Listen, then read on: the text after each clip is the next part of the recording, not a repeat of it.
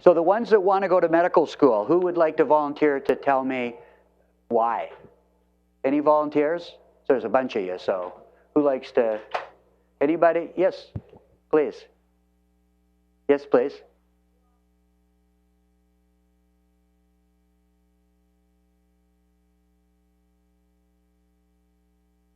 Uh-huh. Okay.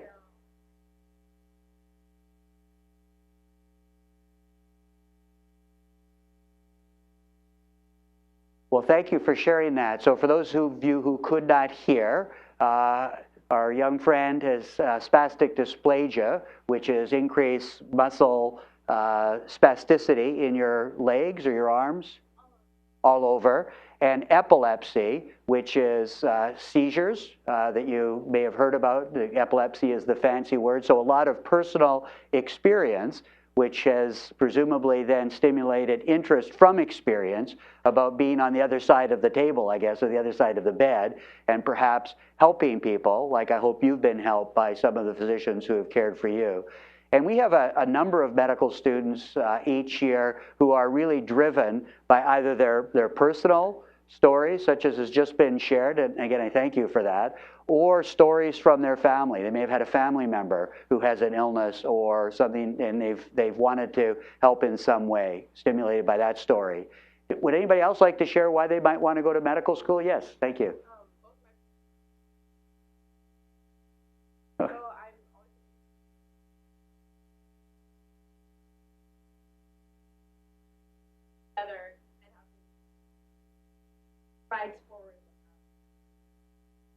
So looking at cutting it, so the comment was, and I'll just repeat it, so CS and EE, who knows what, so if you have parents who do CS and EE, you know what CS and EE is. Does anybody on this side of the room know what CS and EE is? What's that? Computer science, yeah, computer science, which Stanford's got a spectacular program. And EE, do you want to roll on this? All right, and electrical engineering. So there is actually a close connection between the different schools on Stanford campus and other universities as well. The medical school, for example, with the School of Engineering. And we've developed a program in common, and there's a building over here called the Clark Center, which is a combination of engineering people and medical people working at the interface of their expertise, so working on their collaborative expertise to develop novel approaches to treating patients or populations with something they develop together. They're coming with different mindsets into the problem, and it's a very, so many people have recognized, and our university especially so, that if you have a really big problem to solve, don't try to do it yourself. Try to do it in collaboration with people that have different kinds of expertise. So this notion about, you know, the wisdom of the crowd, which you've probably heard about, Wikipedia is the wisdom of the crowd, is a very important notion in collaboration. So coming together with different disciplines to do good in that interface. Any other thoughts about why you might want to be a doctor? Anybody have any? Yes. So medicine has been extremely fascinating your entire, so an interest based upon sort of the material that you might be getting into. Medicine is, and you presumably know this part, is obviously taking care of patients, understanding their bodies, how the body works, how you can impact the body that's not working so well. And if you find an area fascinating, then that is a strong reason for wanting to pursue that. If you don't find an area fascinating, if you find like things called physiology and anatomy and biochemistry, if you find that, you don't have to find it all fascinating, but if you find that sort of, oh my God, that sounds horrible and boring, that's probably, you might be wise to rethink the medicine part. Now, when I say that, I don't mean to say that you have to love all science to think about being a doctor, because you shouldn't. We actually want to attract people into medicine that love history, that love English, that love computer science, that love a variety of different things, but also are fascinated with understanding health and illness So that, because fascination kind of keeps you going. It keeps your energy going, it keeps your interest going. You don't want to sort of fall asleep in your office each day. Any other reasons that people could think of why you might want to be a doctor? Yes. Right?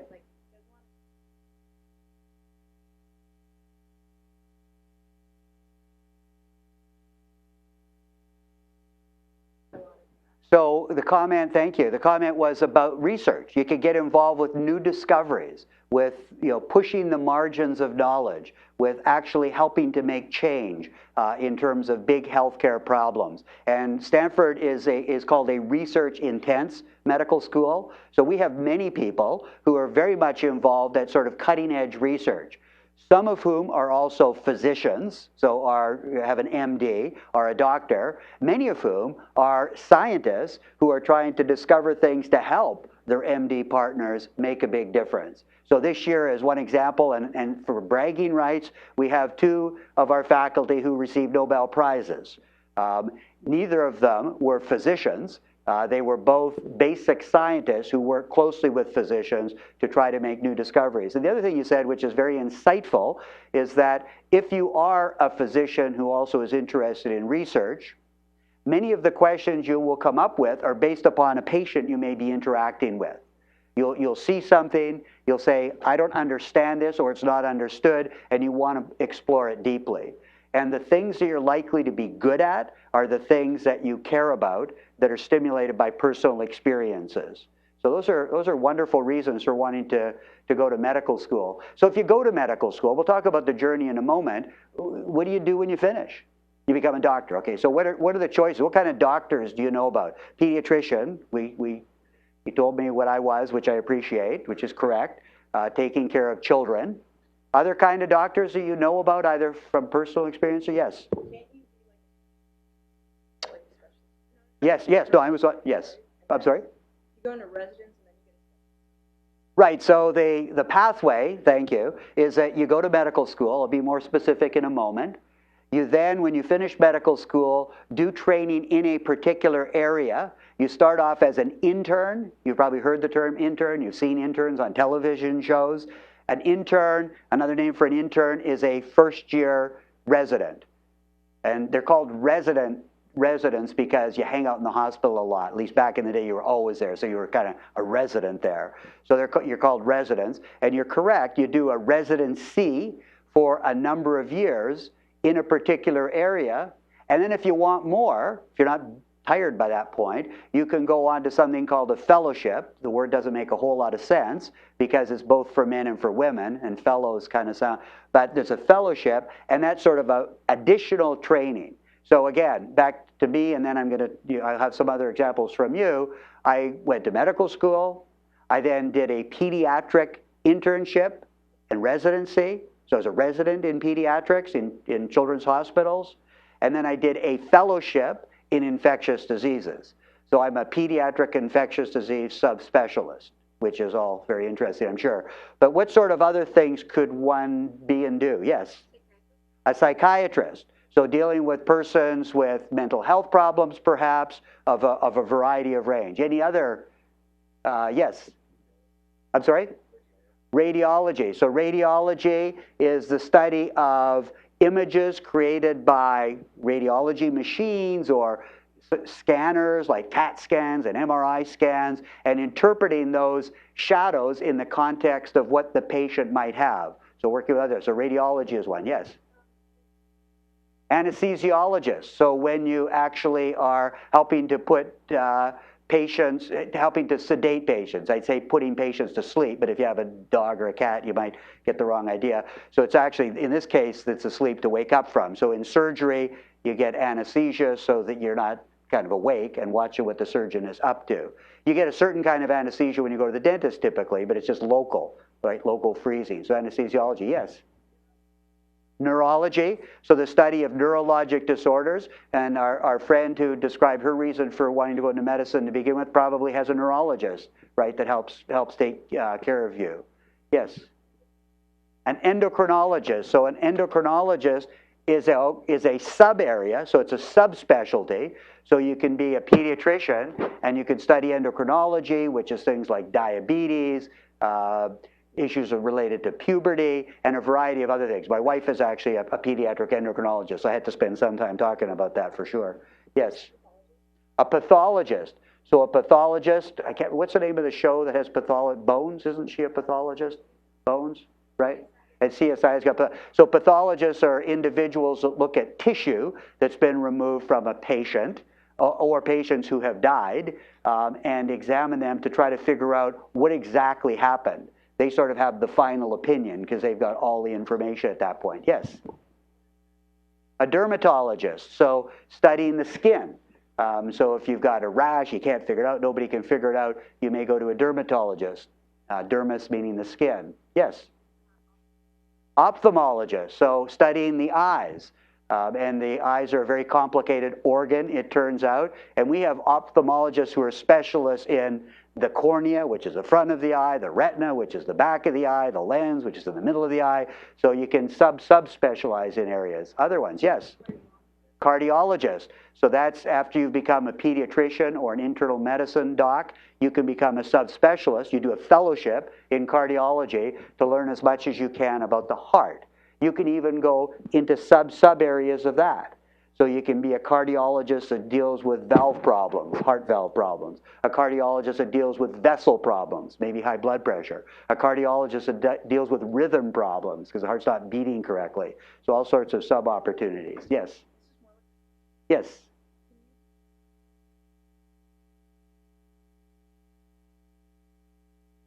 That's a great question. So the question was, can you get a PhD and have a doctorate, which is what a PhD is, and also have an MD? So you can accumulate as many degrees as you've got patience and money for. And to that particular question, we actually have about 15% of our medical school class who are pursuing a PhD and an MD at the same time. And their intent, we think, depending what their PhD is in, is to actually bring science and research, even deeper science and research, into the patient care. And they may run a research laboratory, for example. So yes, you could pursue, you can do an MD and a PhD either in different places or at the same place, and that's a good question. Other specialties that doctors can have? Yes? Oncology. Oncology is a study of cancer. So there are pediatricians who take care of children with cancer, pediatric oncologists. There are adult doctors or internists who take care of adults with cancer, and they're called oncologists as well. So that's further training after your residency. You guys have a long list here. Any others? Yes? Immunology, another good one. So the body is complicated in terms of how we deal with and fight infection, how we react to vaccination, how we actually try to control diseases that are trying to harm us, like lupus or rheumatoid arthritis. And immunologist is a sub-area that studies that intensely. Other ones? You guys are coming up with a real long list. Yes? A neonatologist. So a neonatologist, you first become a pediatrician, and then you specialize further. You're a fellow in very little people, newborns. Newborns are called neonates, the study of newborns, neonatology.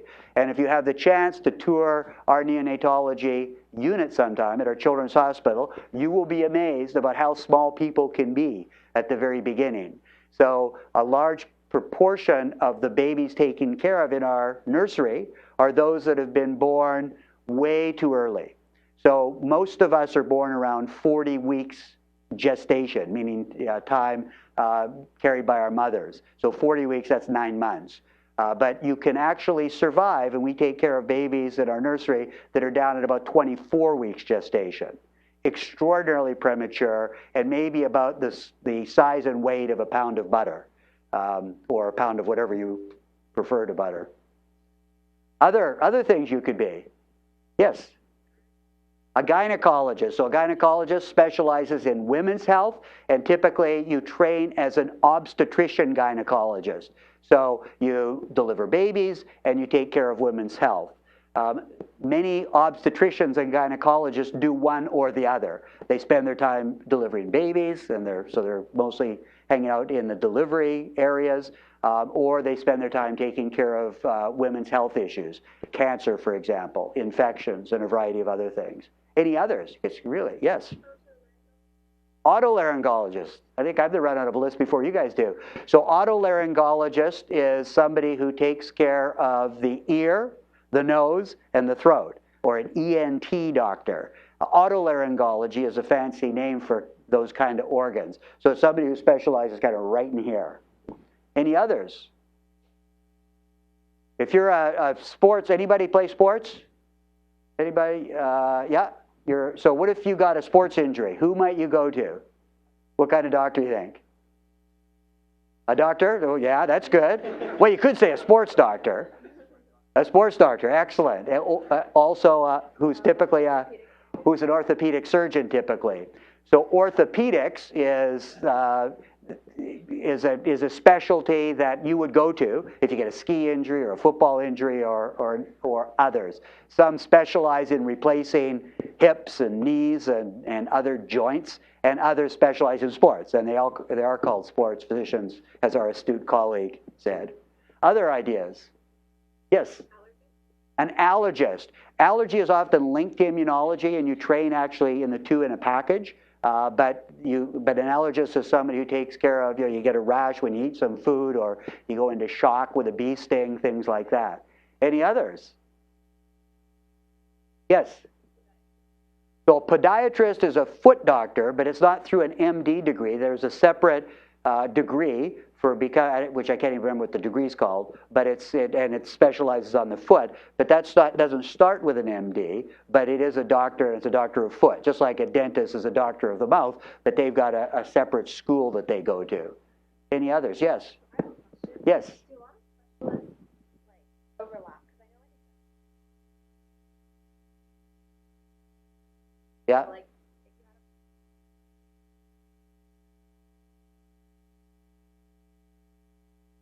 So the question was, do surgeons kind of specialize in different parts of the body? I'm rephrasing your question a bit. And the answer is yes. And you said a thyroid problem, where an endocrinologist, because thyroid's an endocrine gland, would first work with you. And then if your thyroid had to come out, then you would be sent to a surgeon, because people like pediatricians and internists and so forth don't carry sharp objects, so we don't know how to do surgery. But surgeons specialize in different parts of the body. So there's a long list of different kinds of surgeons. There's surgeons that are involved in your kidneys and your bladder and other areas of male anatomy and female anatomy that are called urologists. Big area. There are surgeons that deal with issues that require plastic surgery repair, either because you're very vain and you want to stay young forever, which is not such a great idea. I mean, it is a good idea, but just not with a surgeon. Or in fact, plastic surgeons do other stuff. You could have a surgeon who specializes in operations of the neck. There's actually head and neck surgeons. Surgeons who specialize in operations of the abdomen, including specific parts of the abdomen, like your colon. So there's a colon surgeon. So there are all sorts of, so there are lots of opportunities is the point. So what other things could you do other than practice one of these areas? We had one example. You could do research as part of with your MD, either exclusively research or some patient care and some research. Other things that you think you could do with your MD? Yes? So you could do, so that's another kind of research. So the comment was clinical trials. So there's research that you're in the laboratory working, which may not sound very exciting to some, sounds exciting to many people. Or you could do research that's more or less at the bedside that are called clinical trials. You're working in the clinic with patients in research. Other examples, yes?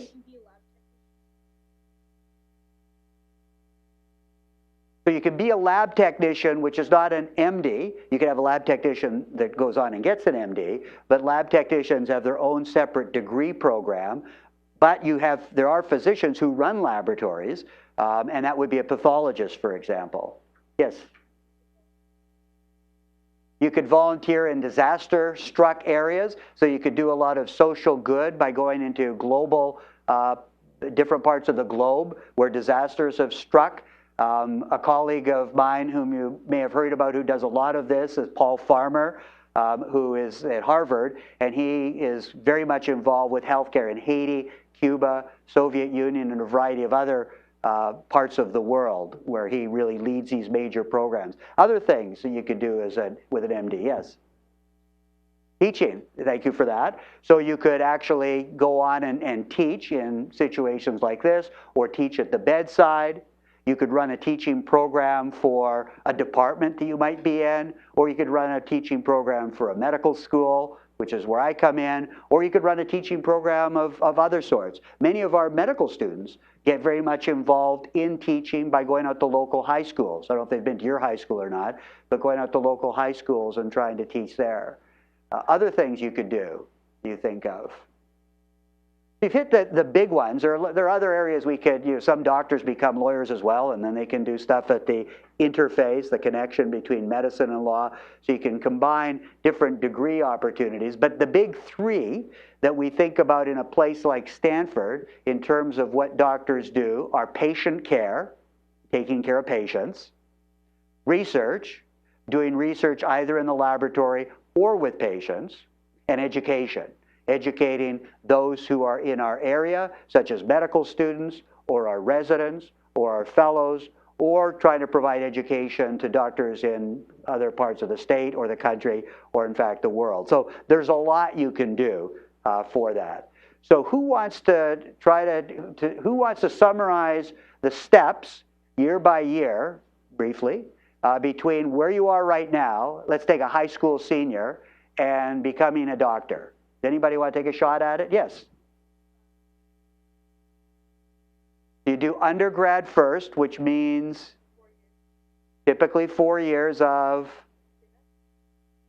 pre-med. Let's pause here for a second. So you finished high school, you've applied to a college, you're doing an undergraduate degree, typically either a bachelor's of arts or a bachelor of science, but just happens to be what they're called, and you added in pre-med. So pre-med, before medicine, are some courses that are recommended or required, depending on the medical school, for those who are applying to medical school. They are not of themselves a degree, they're just a bunch of courses. And right now, many of the requirements, and I say right now because it's probably going to change, for medicine include things like biology. Well, that kind of makes sense. Things like chemistry, which makes some people go, ooh, I can't do that. Physics, and there's some other requirements or math classes that are often taken. But so there are some specific pre-med requirements, but you also get a degree. And the degree can be in anything. You can do you typically do a major, which is what the prominent part of the degree is called, in anything. And in fact, though many think that you should only go to medical school if you do a major that's in the science areas, like a major in, pick a science area, we value student applicants who have done a major in what is called the liberal arts. That is a broader education, English, history, a language, and many other examples. So now we've done our degree, we have an undergraduate degree, then what? Take the MCAT. So the MCAT is a medical school entry examination that most, but not all medical schools require, and it's a standardized test that by the time if you decide to apply to medical school, you will be taking the new MCAT, which is a test that's being introduced in 2015, and it's changing what used to be tested to a degree. And we don't have to detail that, but so there is a test that is taken, which provides a little bit more information for the medical school about you. You take the MCAT, and then what? So you apply to med school, you get accepted, and then you hang out in a medical school, typically for 4 years. That's the average duration of medical school. Our students tend to stay longer. They do research and other stuff. There are some examples of 3-year medical schools in North America. There are not a lot of those examples, but there are some. And there's some examples of schools that link the undergraduate degree with the medical degree. So you can do the two together. And instead of 4 years of undergraduate plus 4 years of medical school, which is 8 years, you can do the combined degree often in 7 years. So an example of a school that does that, we don't right now, but an example of a school that does it is a school called Brown. which is out there in Rhode Island. And I mention that as a specific example, A, because I know it, and the dean of our medical school, the current dean, the boss of our medical school, Dean Minor, went to Brown for his combined degree back in the day. So now we've done our medical school time, then what? Apply for internship, which is part of residency, and then what?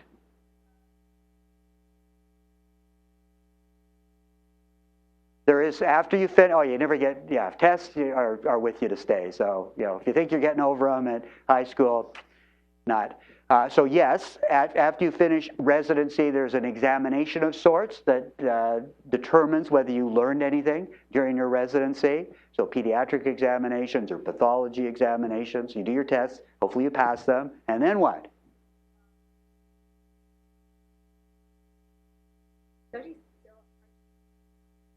Now, after you finish your residency, you're done. You're no longer a resident. You're a free spirit.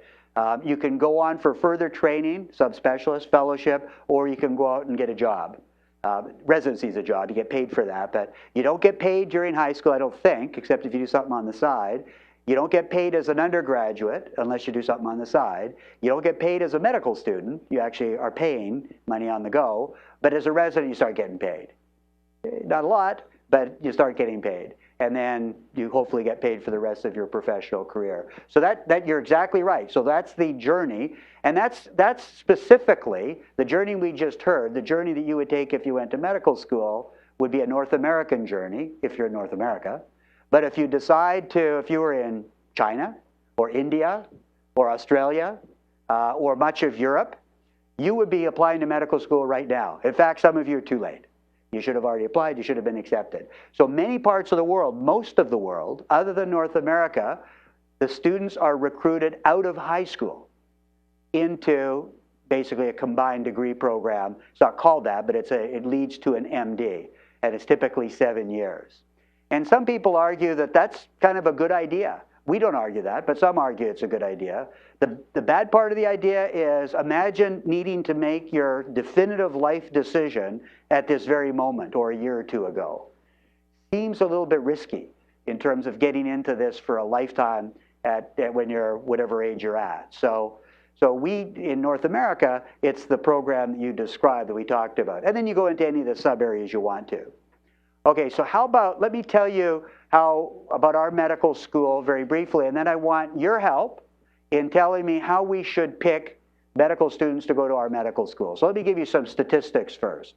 So in North America, there are about 20,000 first-year medical student spots, more or less, 20,000. And there are about 40 or 50 or 60 or 70,000 applications, depending on a particular year. But let's call it 50,000 applications. So obviously, you apply to medical school, but you might not get accepted because there's more applications than there are positions. At our school specifically, we get this year, we got 7,500 applicants. We have 90 spots, 90. So that means of the 7,500 applicants, we reject 7,410. So the question is, how do you figure out which are the 90 that we want? We have a process we go through. It's a very difficult process because of 7,500 people, there's probably way more than 90 that would be terrific. So how do you think, how would you, if you were running a medical school and you were deciding who you should pick to come to your medical school, anybody got any ideas about what we should be looking at? Yes? I'm sorry? You want an applicant with people skills. Thank you for leading off with that one, because in fact, we think that is so important. We want a student who ultimately, when they're a doctor, can talk to people. That's kind of important if you're, for most of the doctors who are in practice. And so that's a very valuable thing to have. So how do we figure that out? So you have any ideas about how we can figure out if you got people skills? Interviews. What kind of interview? A simulation? So you could have a simulation with patients where you get the person who's applying to pretend that they're already a doctor perhaps, and how they work with them. We'll come back to that, yes. So let's stay with for a moment let's stay with people skills, and then we'll come back to that's a very important one, extracurricular activities. But just staying for a moment with how we figure out if you got people skills. I mean, I don't know, do you have people skills? Doesn't know. So I could ask, and but might have a different opinion. You do, you have people skills. You spoke up, that was a good people skill. Yes? Oh, so if you read about what people say about them, then maybe you can figure out if they've got people skills. What's the chance that you would ask somebody to write a letter of recommendation about you, and they would say you got no people skills? What's the chance? It's got to, well, if they do, you're not picking very well in terms of people to write your letters. So letters of recommendation are a very important part of the application, but they're also discounted, meaning we don't necessarily believe them in terms of all of the words, because presumably you've picked people who like you, or else then you got another kind of problem. Yes? So let's stay with people skills. Oh, that is a people, I'm sorry. Oh, that's true. I'm sorry, I shouldn't have cut you off. So if you're working within a community, you may get feedback from the community or feedback from the work that says, this person is fabulous to have, we've worked with them in the community, and they're just wonderful. So those sort of testimonials are much more valuable than letters of recommendation, but they may be in a letter of recommendation. So how do we evaluate? Yes?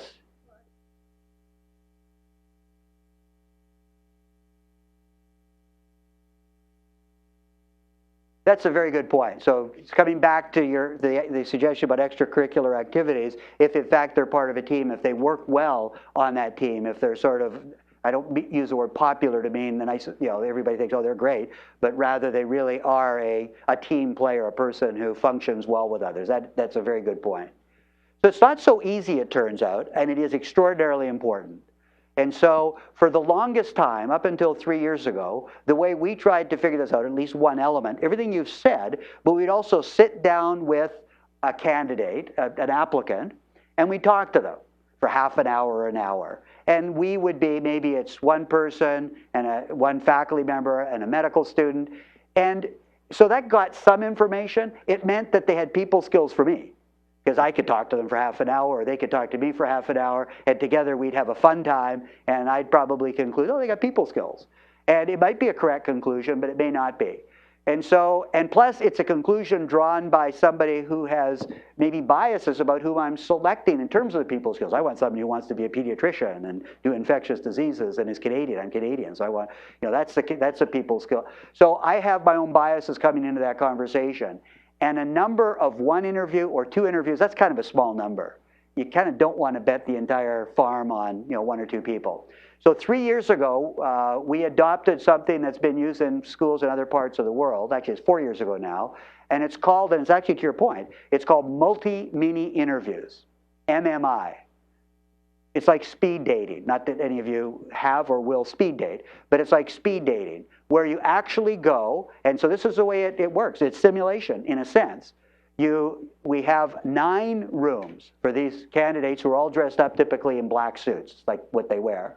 And we have 9 rooms. And the person stands in front of one of the rooms, and there's a little case on the door, a description, a 1-paragraph description that sets a situation. The situation might be like this. Your best friend, and this is literally so, but it would be for college, your best friend has just told you that she's learned that her mother has breast cancer and it's very advanced. And it looks like she's not going to live for long. How are you going to talk to that person? How are you going to talk to your best friend? Well, that's pretty shocking to think about, obviously, and it sort of knocks you off your feet a little bit. But you have to compose yourself, walk in the room where there's somebody who doesn't know anything about you other than you're applying to medical school. Sit down and have the conversation with that person.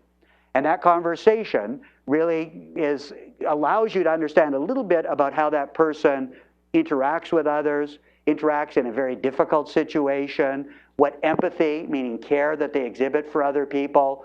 And then you go to the next room of the 9, and there's a completely different situation on the door. And you have a minute to read it, and then you go in the room and you talk for 8 minutes. So it's multiple fire. It's 9 of these situations, multi-mini interviews.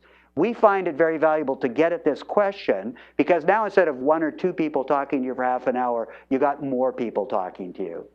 And we specifically have faculty talk to some of these students, but in my opinion, more important than the faculty talking, we have rooms where a nurse will be talking. So she has her own, or he has his own perspective about healthcare. Former patients will be involved. We have staff and faculty from other parts of campus. We had, for example, yesterday was our last session of the season. We had the person who's in charge of admissions for our Graduate School of Business as one of the raters. So we try to get a sort of view of this student or these students that is more broad than just comes out in 1 or 2 conversations. So you led with something which is probably the poorest done because it's difficult, but the most important. Because when you go to a doctor, you probably want somebody you could talk to, presumably. So what other things? So we heard extracurricular activities, and you're right, you can get some people skill information from that. What other extracurricular activities should we care about?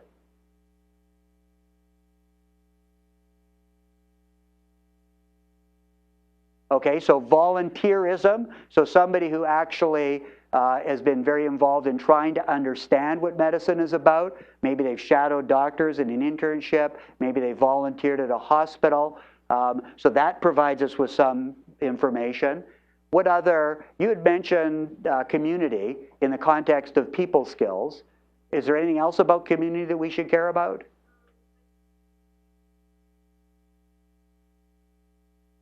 So getting an idea about how people might care about their community.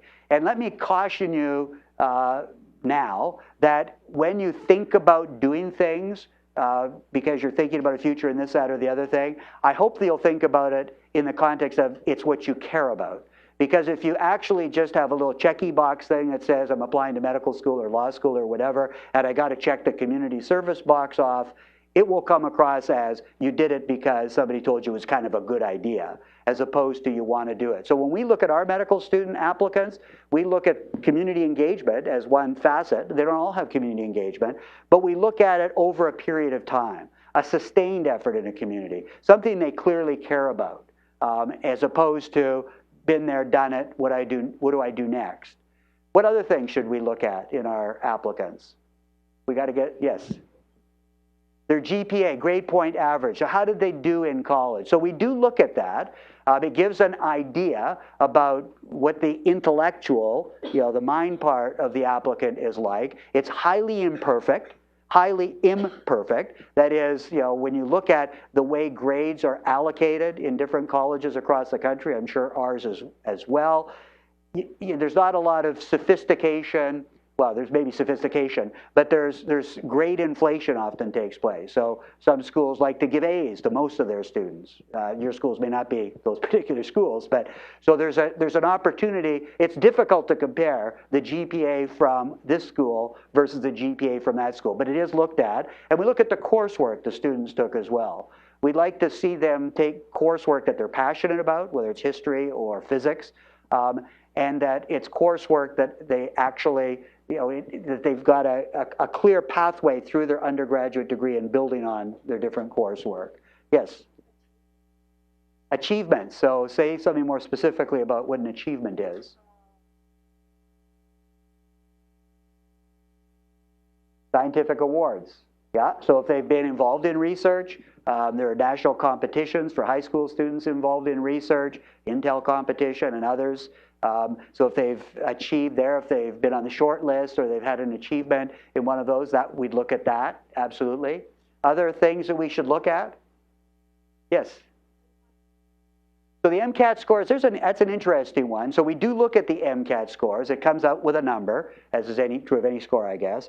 I mentioned it's going to change in 2015. We actually do not look at the MCAT scores as closely as many of our competitor schools. We believe, and when I say we, it's I believe, and some of my colleagues who work for me, that the MCAT score is something to look at because it's a number, but it's biased. It's biased according to what educational opportunities our students had from the day they start kindergarten. to the time they take the MCAT score, the MCAT test. It's biased by life's experiences. It's biased by access to sort of study guides for MCATs. So we're careful to take those biases into account. Because if we only took students with perfect MCAT scores, we would be excluding a large proportion of the population. And it's interesting that when you look at rankings of colleges, including medical schools and hospitals, by this thing called US News and World Report, which we hate, although we're ranked second in the country. We don't hate it because we're ranked second. We hate it, I hate it because it actually is a manipulation of a bunch of information. But one of the manipulated things in the US News and World Report is the MCAT scores. So you get more points as a medical school if you take students with higher MCAT scores.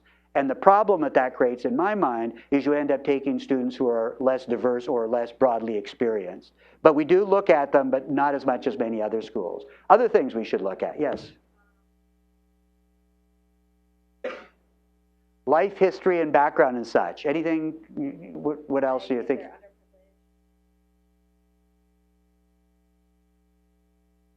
So hardships are, so an incredibly important point. We look at the distance traveled, which is if you look at students who have had different opportunities, especially those who have had more challenges, whether they be socioeconomic challenges or challenges of any sort, and they've overcome those challenges, and they've come a great distance despite those challenges, that's hugely important. So yeah, that probably is one of our most important factors that we look at, the distance traveled. We want students who have already demonstrated through living their lives that they can overcome things that many of us haven't had to deal with. It's a good one. Other? Yes. Yes.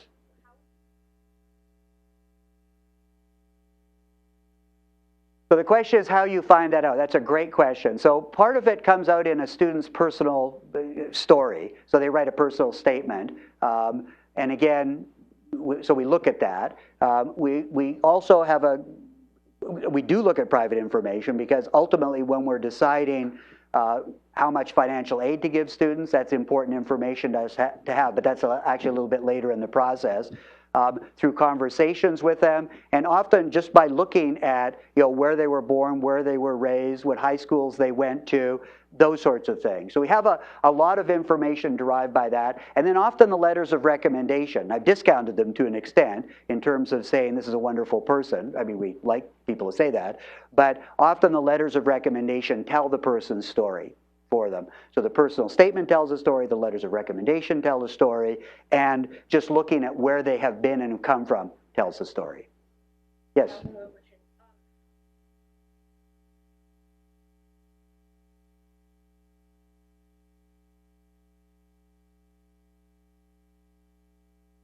That's a very insightful question. The question was, how much does the name of the college play? So the name by and of itself is not critical. What you do in that named place is critical. And there actually is already a bit of a selection bias that's gone on. So if you were I'll be specific to Stanford, if you were a Stanford undergraduate, you've already gone through an intensive filter as being defined by our admissions department on the undergraduate side of campus. You've already been filtered from a huge number of people and been found to be a special person. So if we look at Stanford undergrads, they tend to, because they've already been filtered, they tend to be pretty amazing people because they've gone through that filter. There are students, though, at any college in the United States that may not have the tighter as filter as Stanford because they don't get as many applications, but have just as special students. And our job is to try to sort that out. But when I tell you that 20% of our incoming class comes from Stanford undergrad, you might assume, and it's not such a bad assumption, I guess, but you might assume, well, you're biased towards Stanford students because there's like hundreds of colleges in the United States. 20% are coming from you.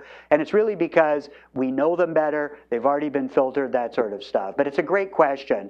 We try not to be blinded by the lights of the big H, which is Harvard on the East Coast and Yale's Y, not H. But we do have, when we look at our at the time of admission, we do have a big chunk of students from the schools with the big names, but we also have students from every other school. Well, not every other school, but a lot. But it's a good question.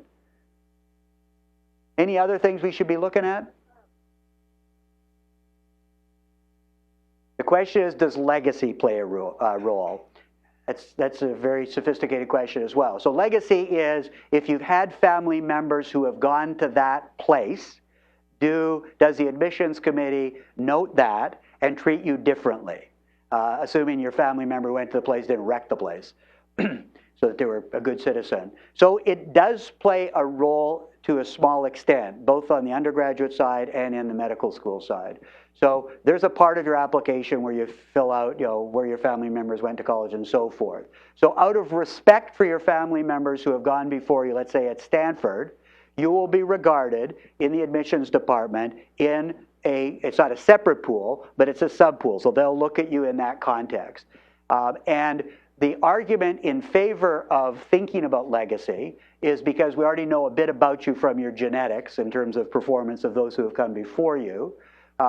Your parents or siblings or whatever will know about them, so we'll have some inference about you. And so there is a bit of a, so we do look at them specifically. Now I can tell you, when we looked at our list this year of the 7,500 students and asked how many have a relationship to Stanford, it was like 35 pages of names. Now, some of them were, parents went here, siblings went here, and so forth. That's a real connection. Others were, I was treated there once. So that's not exactly the same connection. But so there is some legacy factor, and that's true of all schools, actually. And there's a good argument to be had on both sides of that. Yes?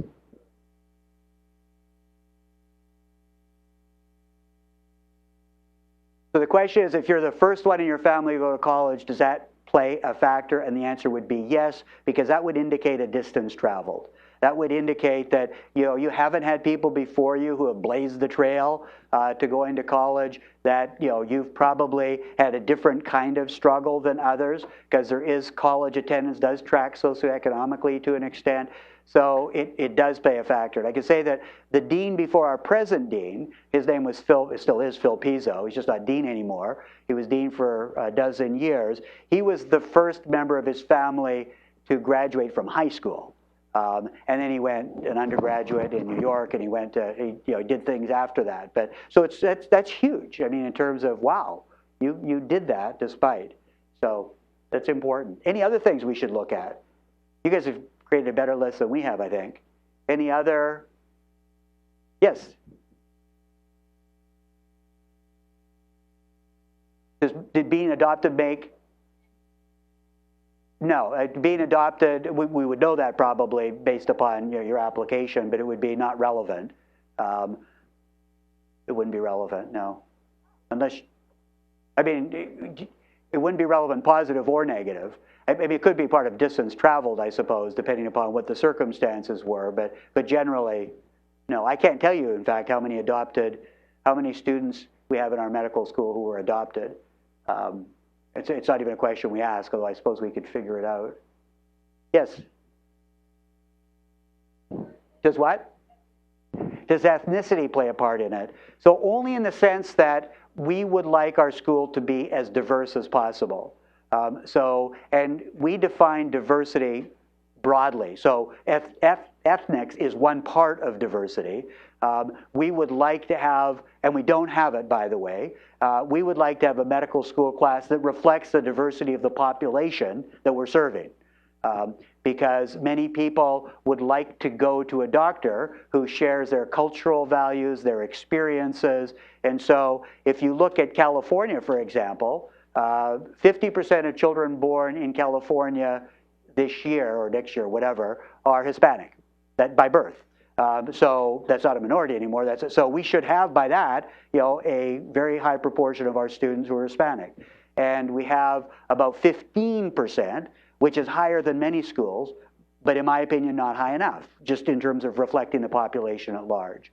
And diversity plays an incredibly important role in how we think about things. If this was one medical school class, the more diverse you are, the greater the likelihood is that we're going to have a rich discussion about something because of the different experiences. So it definitely plays a role in that sense. Any other things we should be looking at? Yes. So academic records, which are part of the GPA, and we don't usually go back to what you did in high school. You can breathe a sigh of relief or be disappointed by that. So the academic record that we look at really is your college major and minors and your GPA, as was mentioned.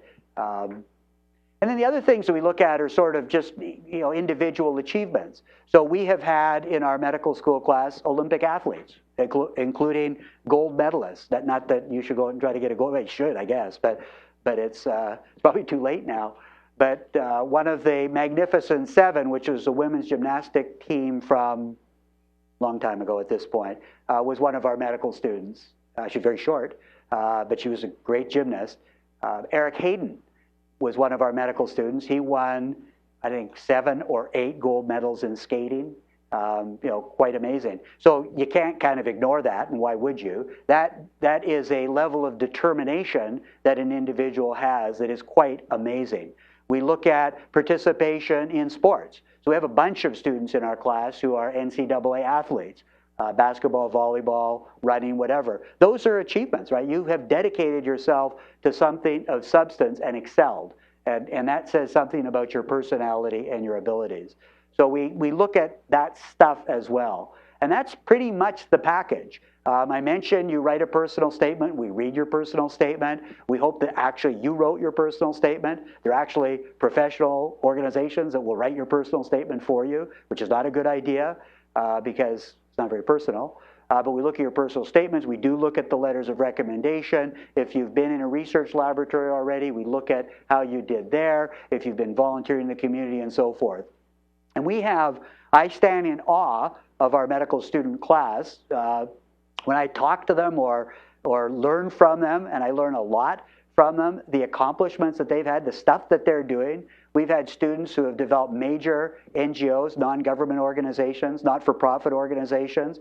I just got an email this morning from 2 of our students who presented an idea about healthcare delivery, a model for healthcare delivery to Y Combinator, which is a company that looks at startup ideas that Twitter went through Y Combinator, and they were enthusiastically embraced for their idea of providing health care to an underserved part of the world, in India actually, and then also bringing it back to the United States. I mean, these are big thinking individuals that make their way into our medical schools and medical schools like ours, and it's very exciting to work with them. So we really want to choose very carefully, and everything that you've talked about in terms of what we should be looking at is really very important. Other questions about applying to the journey to medical school, the opportunities after medical school, or how one picks medical students? And if we've talked about how we pick medical students, so if you want to go to medical school, then you would listen to what you've just told me and say, this is what I should be kind of doing. But the bottom line is you should be doing what you care about, not the checky box. Any other questions or thoughts? Yes.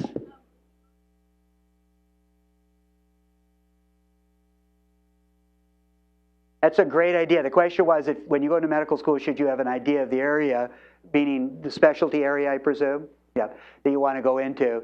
And so not necessarily. And I say that, so my guess, and this actually just came up in a conversation yesterday, my guess is maybe 30 to 40% of our students when they come into medical school know what they want to be. I spoke to a student last week who found out where she was going to go for obstetrics and gynecology residency, because they just found out last week. And I asked her when she decided that she wanted to be an obstetrician gynecologist. She said in kindergarten. That's unusual. And she described how she actually, when family friends would come over, she talked to them about their babies. I mean, it was like what she did. So that's the minority, I think, certainly the kindergarten part. And then we have students at the other end who are the year before graduation where they should have decided and they can't decide. There's just, they like too many things, which is a good thing to like too many things. And they struggle with ultimately making their decision. I mean, the last thing I'll say about this and in general, because I want to stop in a moment, is that so this is an interesting process of when you finish medical school, where you go next. So we know you go to residency, but the process for that is sort of entertaining actually just to hear, at least it may or may not be, we'll find out. But so you've gone to medical school, you've decided you want to be a plastic surgeon. Very, very competitive residency space. So what do? There's a process. You apply to a bunch of plastic surgery programs all over the country. And because plastic surgery is so hard to get into, instead of applying to 5 or 10 of them, you apply to 50 of them. And you hope you're going to get interviewed there. Because if you don't get interviewed, you're not going to get in. You have to get interviewed. So you hope you're going to get interviewed. Your worst case nightmare, I suppose, is you get interviewed at all 50. That's about 2 million frequent flyer miles to try to get you, to the different places. And you go and you interview, and they interview a whole bunch of people, and then you take those 50 programs you've interviewed at, or 10, let's make it 10 for simplicity, and you have to put in a rank list, 1 to 10. This is my first choice, this is my last choice on the list. And then the programs who have gotten hundreds or thousands of candidates, they make their list. This is my first choice candidate, this is my thousandth choice candidate. And those two lists merge at a national organization called the National Residency Match Program.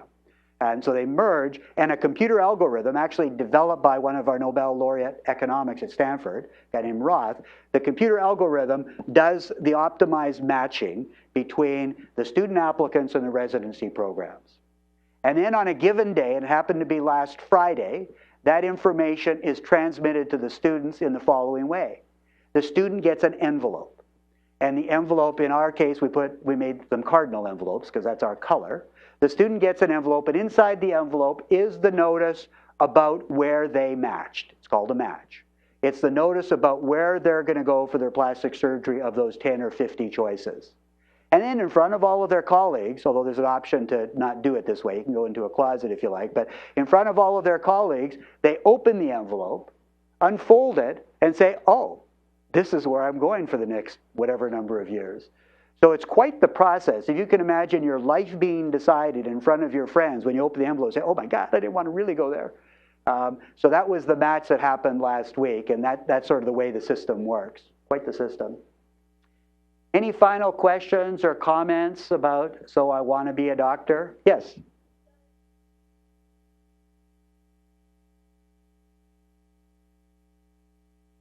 No. Schools look at it. Medical schools look at it, but it's not a determining factor. So again, pre-med is just a set of courses. It's not a major or a minor. Medical schools will know what you've done your major in, or your minor, or your double major, or your whatever, but really don't care that much. And in fact, as I mentioned earlier, we would prefer having students who aren't all just science wonks, who've done science all their lives. We want people who've got that rich liberal arts background as well. So we really don't care. It's really if you've played to your passion and interest. And the question about that you asked about the MD, PhD, so most of this is to this similar point, most of our PhDs, the students who do PhDs as well, is in a laboratory thing, like a basic science. But more recently, we have students who we have one student this year who completed her PhD while she was getting her MD in economics because she wants to do health policy stuff. And we have 3 students now pursuing their PhD part of their training in anthropology, understanding world populations, so you can make a bigger impact on sort of global disease. The Paul Farmer guy who I mentioned earlier, his PhD is in anthropology. Well, thank you very much for your attention, for your input, for helping me understand about what we should be looking for in medical students, and I hope you enjoy your day with us. Thanks for coming. Thank you. The preceding program is copyrighted by the Board of Trustees of the Leland Stanford Junior University. Please visit us at med.stanford.edu.